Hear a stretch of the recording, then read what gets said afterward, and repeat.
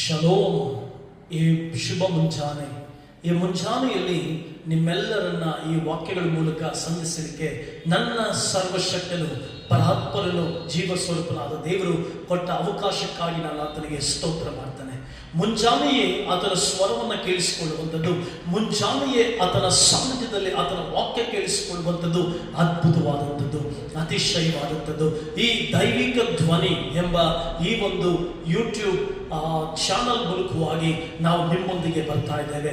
ದೈವಿಕ ಧ್ವನಿ ಅದು ನಮ್ಮನ್ನ ಬದಲಾಯಿಸುವಂಥದ್ದು, ನಮ್ಮನ್ನ ಕಟ್ಟುವಂಥದ್ದು, ನಮಗೆ ಸುಕ್ಷೇಮ ಕೊಡುವಂಥದ್ದು, ನಮ್ಮನ್ನ ಗೆಲ್ಲುವಂತೆ ಮಾಡುವಂಥದ್ದು, ನಮಗೆ ಆದರಣೆ ಕೊಡುವಂಥದ್ದು. ಆ ಧ್ವನಿಯೇ ಪರಲೋಕದ ಧ್ವನಿ. ಈ ಸಂದೇಶದ ಮೂಲಕವಾಗಿ ನಿಮ್ಮೊಂದಿಗೆ ಪ್ರತಿದಿನ ಬರಲಿಕ್ಕೆ ಬಯಸ್ತೇವೆ. ಪ್ರಿಯ ದೇವ ಜನರೇ, ಈ ದಿನದ ವಾಕ್ಯಕ್ಕಾಗಿ ಧ್ಯಾನಕ್ಕಾಗಿ ನಾವು ಆರಿಸಿಕೊಂಡಿರುವಂತ ಸಂದೇಶ ಇಮ್ಮಾನುವೇಲನಾಥನು.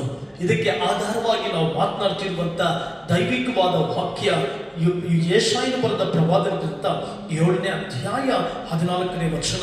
ಈಗೋ ಒಬ್ಬ ಕನ್ನಿಕೆಯು ಗರ್ಭಿಣಿಯಾಗಿ ಮಗನನ್ನು ಹಡೆದು ಅವನಿಗೆ ಇಮ್ಮಾನುವೇಲ್ ಎಂದು ಹೆಸರಿಡುವಳು. ಈ ವಾಕ್ಯವನ್ನ ನಾವು ಕೇವಲ ಕ್ರಿಸ್ಮಸ್ ಸಂದರ್ಭದಲ್ಲಿ ಮಾತ್ರ ಉಪಯೋಗಿಸ್ತೇವೆ. ಇಲ್ಲ ದೈವಿಕ ಜನರೇ, ನೀವು ದೇವ ಜನರು, ಕ್ರಿಸ್ತನಿಂದ ಅಪ್ರಮೇಯವಾಗಿ ಕರೆಯಲ್ಪಟ್ಟು, ನಿತ್ಯ ಜೀವಕ್ಕಾಗಿ ಕರೆಯಲ್ಪಟ್ಟು, ನಿತ್ಯ ಜೀವದ ಆಶಯಗಳಿಗೆ ಕರೆಯಲ್ಪಟ್ಟು, ಪರಲೋಕದ ಮಹಿಮೆಯುಳ್ಳ ಸ್ಥಾನಕ್ಕೆ ಕರೆಯಲ್ಪಟ್ಟಿರುವಂತಹ ಮಹಿಮೆಯುಳ್ಳ ದೇವ ಜನರು. ಇದು ವಾಕ್ಯ ಕ್ರಿಸ್ಮಸ್ಗೆ ಮಾತ್ರ ಸೀಮಿತವಲ್ಲ, ಪ್ರತಿ ದಿನಕ್ಕೂ ಪ್ರತಿ ಕ್ಷಣಕ್ಕೂ ಅದು ಅದ್ಭುತವಾದಂಥದ್ದು. ಇಮ್ಮಾನುವೇಲ್ ಅನ್ನುವುದರ ಅರ್ಥ ದೇವರು ನಮ್ಮ ಕೂಡ ಇದ್ದಾನೆ, ದೇವರು ನಮ್ಮೊಂದಿಗೆ ಇದ್ದಾನೆ. ಪ್ರಿಯ ಸಹೋದರ ಸಹೋದರಿಯರೇ, ಯಾವಾಗಲೂ ದೇವರು ನಿಮ್ಮೊಂದಿಗಿದ್ದಾರೆ. ಸಂಕಟಗಳಲ್ಲಿಯೂ, ಶ್ರಮೆಗಳಲ್ಲಿಯೂ, ಕಷ್ಟಗಳಲ್ಲಿಯೂ, ದುಃಖಗಳಲ್ಲಿಯೂ ದೇವರು ನಿಮ್ಮೊಂದಿಗಿದ್ದಾನೆ. ಎಷ್ಟೋ ಸಾರಿ ನಮಗೆ ಸಂತೋಷ ಇದ್ದಾಗ, ನಮಗೆ ಅದ್ಭುತಗಳು ನಡೆಯುವಾಗ, ನಮಗೆ ಅತಿಶಯಗಳು ನಡೆಯುವಾಗ, ನಮಗೆಲ್ಲ ಚೆನ್ನಾಗಿ ನಡೆಯುವಾಗ ನಾವು ಹರ್ಷದಿಂದ ದೇವರು ನನ್ನೊಂದಿಗಿದ್ದಾನೆ ಎಂಬುದಾಗಿ ಹೇಳ್ಕೊಳ್ತೇವೆ. ಇಲ್ಲ ಪ್ರಿಯ ದೇವರ ಮಕ್ಕಳೇ, ಸಂಕಟಗಳಲ್ಲಿಯೂ, ಶ್ರಮೆಗಳಲ್ಲಿಯೂ, ದುಃಖಗಳಲ್ಲಿಯೂ, ವೇದನೆಗಳಲ್ಲಿಯೂ ದೇವರು ನಿಮ್ಮೊಂದಿಗಿದ್ದಾನೆ. ನನ್ನ ಜೀವಿತ ಸಾಕ್ಷಿಯನ್ನ ಹೇಳ್ತೇನೆ ಕೇಳಿ.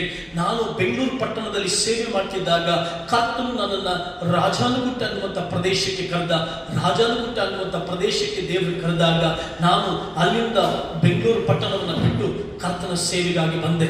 ಮೊಟ್ಟ ಮೊದಲಿಗೆ ನನ್ನ ಜೀವಿತದಲ್ಲಿ ಸೇವೆಯ ಆರಂಭದಲ್ಲಿ, ಈ ರಾಜನಗುಟ್ಟೆಯ ಸೇವೆ ಆರಂಭದಲ್ಲಿ ನನಗೆ ಸಿಕ್ಕಿದ್ದು ಹಿಂಸೆಗಳು, ಭಯಂಕರವಾದಂಥ ಹಿಂಸೆಗಳು. ಜನರು ನನ್ನನ್ನು ಹೊಡಿಲಿಕ್ಕೆ ಆರಂಭಿಸ್ತಾ ಇದ್ರು. ದೇವರು ನಮ್ಮ ಸಂಗಡ ಇದ್ದಾನೆ. ನವೆಂಬರ್ 4ನೇ ತಾರೀಕು 2011ನೇ ಇಸವಿ ಕೆಲವರು ನನ್ನನ್ನ ಕಾರ್ನಲ್ಲಿ ತೆಗೆದುಕೊಂಡು ಹೋಗಿ ಚೆನ್ನಾಗಿ ಹೊಡಿತಿರುವಾಗ, ನನ್ನನ್ನು ಇಷ್ಟು ಬಂದ ಹಾಗೆ ಹೊಡಿತಿರುವಾಗ ದೇವರು ನನ್ನೊಂದಿಗಿದ್ದರು. ಯಾವ ಮನುಷ್ಯ ನನ್ನೊಂದಿಗೆ ಇರಲಿಲ್ಲ. ಆ ಸಂಕಟದ ಸಮಯದಲ್ಲಿ ಕೂಡ ನನ್ನ ಪರಪ್ಪರನಾದ ದೇವರು ನನ್ನೊಂದಿಗಿದ್ದರು. ಅನೇಕ ಜನರು ತಮಗೆ ಎಷ್ಟು ಬಂದ ಹಾಗೆ ಹೊಡೆದು ಪ್ರಾಣ ಹೋಗುವವರೆಗೂ ಹೊಡೆದರು. ಆದರೆ ಯೇಸು ನನ್ನೊಂದಿಗಿದ್ದ, ಯೇಸು ನನ್ನ ಜೊತೆಗಿದ್ದ, ಯೇಸು ನನ್ನೊಂದಿಗಿದ್ದು ಕಾಪಾಡಿದ. ನಿನ್ನ ಜೀವಿತದಲ್ಲಿ ಇವತ್ತು ಯಾವುದೇ ಪರಿಸ್ಥಿತಿಯಲ್ಲಿ ಹಾದು ಹೋಗ್ತಾ ಇರು, ಎಂಥ ಸನ್ನಿವೇಶದಲ್ಲಾದರೂ ಹಾದು ಹೋಗ್ತಾ ಇರು, ಆತನು ಇಮ್ಮಾನುವೇಲ್ ನಿನ್ನೊಂದಿಗೆ ಇದ್ದಾನೆ.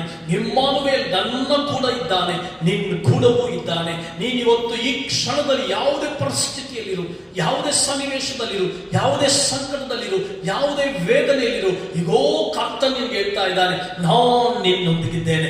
ನಾನು ನಿನ್ನೊಂದಿಗಿರುವುದಾದ್ರೆ, ದೇವರ ವಾಕ್ಯದಲ್ಲಿ ರೋಮಪುರದವರಿಗೆ ಬರೆದ ಪತ್ರಿಕೆಯಲ್ಲಿ ಬರೆದಿದೆ, ದೇವರು ನಮ್ಮ ಸಂಗಡ ಇದ್ದರೆ ನಮ್ಮನ್ನು ಎದುರಿಸುವವರು ಯಾರು?